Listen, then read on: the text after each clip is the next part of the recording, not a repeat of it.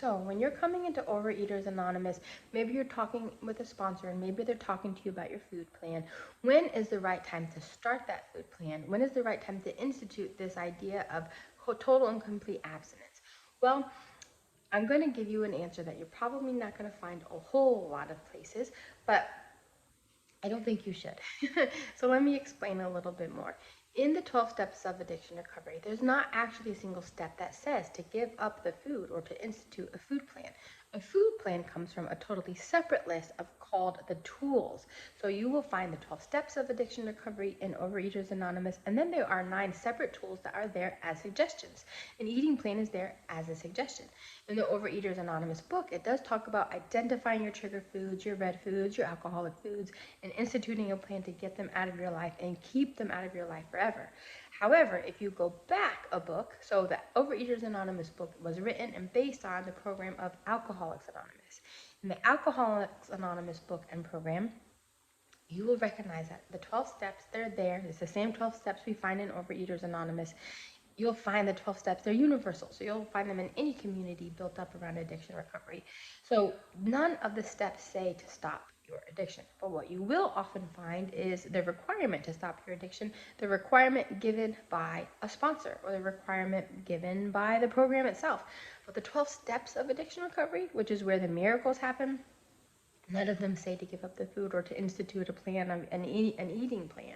That's really important to understand because I didn't know that. When I came into the program, I was taught that I had to have a plan of eating and give up my alcoholic foods. For me, my alcoholic food obviously was sugar. I binged on sugar like crazy, and so that was what I identified as my alcoholic food.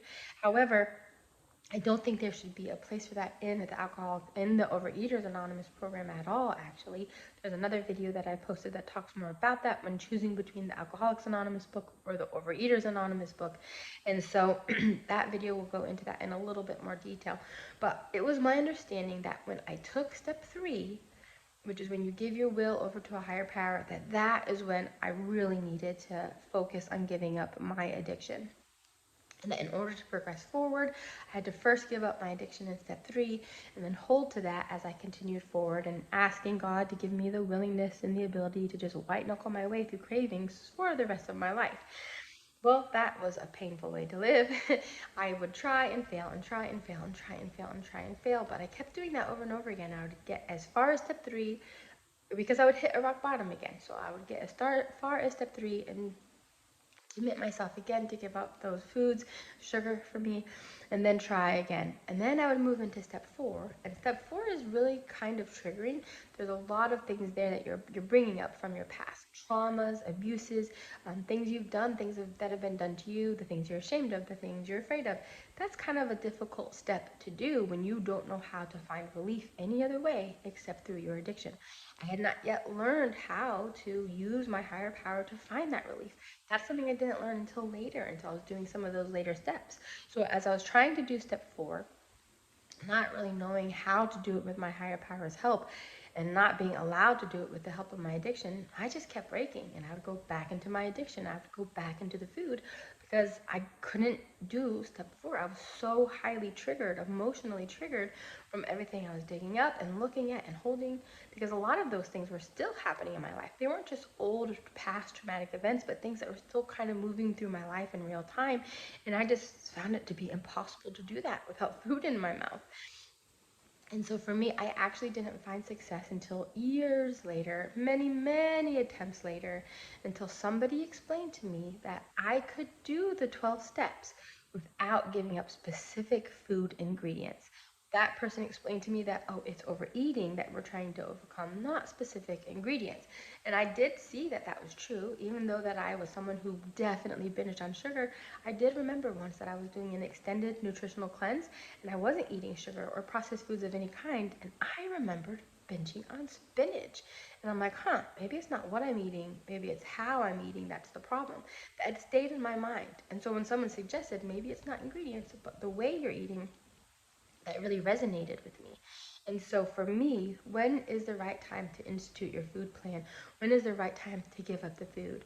I thought it was after step 3, but I will tell you, after trying and failing for almost 2 decades, what I discovered is that the food took care of itself. without me having to white knuckle it. As I stood in the middle of my addiction and invited my higher power into that space with me and learned through working the 12 steps how to allow my higher power to help calm me emotionally and spiritually, I found that asking him to help calm me emotionally and spiritually also took away my cravings, also took away my insatiable hunger.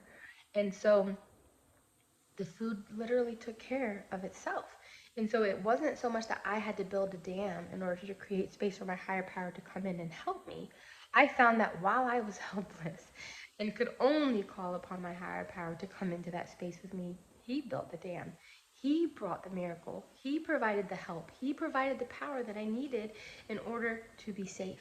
And once he was able to do that, I no longer had that insatiable appetite. I didn't have those cravings. I didn't have a use for a food plan. I didn't have a need for a food plan because I found that I was just much more naturally drawn to normal healthy eating practices.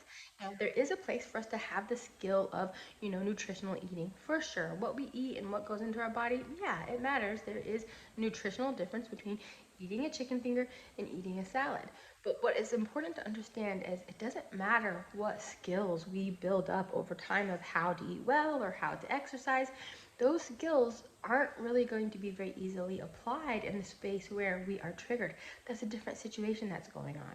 I learned years ago when I was in therapy that there are two sets of skills that we really need to understand. In therapy, they would, teach us, okay, here's how to have better interpersonal relationships. Here's how to manage stress. Here's how to whatever it was that I was learning.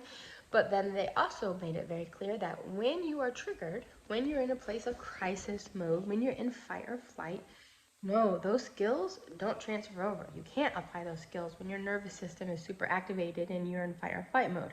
You're in fight or flight mode, and so now you have to apply a new skill, which is to just get out of that crisis mode, which is just to calm your nervous system so that you can again be in a frame of mind where now you can apply skills. When we're in a place where we are triggered emotionally, it doesn't matter what skills we have about eating better and exercising. We just need to feel better, and our addiction serves us in that way. It gets us out of our addiction. It gets us out of that place of feeling really emotionally dysregulated just for a moment. It does calm our nervous system and puts us back in a new place. For us, for the food addict, we do that, and then we come back down to earth, and we're like, oh, what have I done? I've done all these horrible things. I did things I didn't mean to do, and here I am still doing them. But it's important to understand that it doesn't matter what skills you learn about how to eat better and exercise, you're not going to be able to apply them and you're in a space of being really emotionally dysregulated. That takes a different skill, which is to how to get out of fight or flight, how to calm your nervous system, and your higher power does it beautifully. When you are in that place of need and you learn through working the 12 steps of addiction recovery how to call on him to come into that space with you and get the calm that you need, you will recognize how effectively he does it. Your higher power does it better, faster, it lasts longer than food ever did for you. And so it makes it really easy to bypass the food and just go for the higher power thing. And for lack of a better phrase, God is the better drug. And for us as addicts, when we are in that place where we're just looking for relief and we're looking for relief fast, it's going to be easy to choose God because he does it so much better. And you're going to bypass the food thing because it just isn't, it's counterfeit. It's totally counterfeit to this thing that God can do for us. So that's why I don't really believe in using a food plan. There's not really a right time. You will recognize that time as it naturally happens in your life. And for me, I loved moving through my recovery process that way because there's no doubt in my mind who did this. It wasn't me. I didn't successfully build and maintain a dam against me and the food and against me and the sugar in my craziness with the food and the sugar. God came to me and he was able to calm me, and so I didn't, and that solved my craving.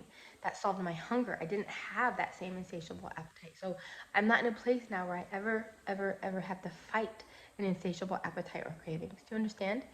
And that's because the cause and effect is we get emotionally dysregulated and we reach for the food to find that relief. Now I get emotionally dysregulated and I reach for the better drug, which is God. I have relief, and once I'm relieved, I no longer have a use for the food the way I used to. I was only using it as a way to find relief and a way to calm my nervous system. I have found a better way to do that. And once my nervous system is calmed, I'm back in my right mind. And I would never engage in dangerous eating. You know, when I'm in my right mind, when I'm calm, I would never just sit down with a great big pack of Oreos and eat the whole thing, or a container of ice cream and eat the entire thing, which may be based on real events in my life that have happened. So yeah, so you use your higher power as a way to calm. So you'll see it unravel for you. So just keep doing the 12 steps and it works itself.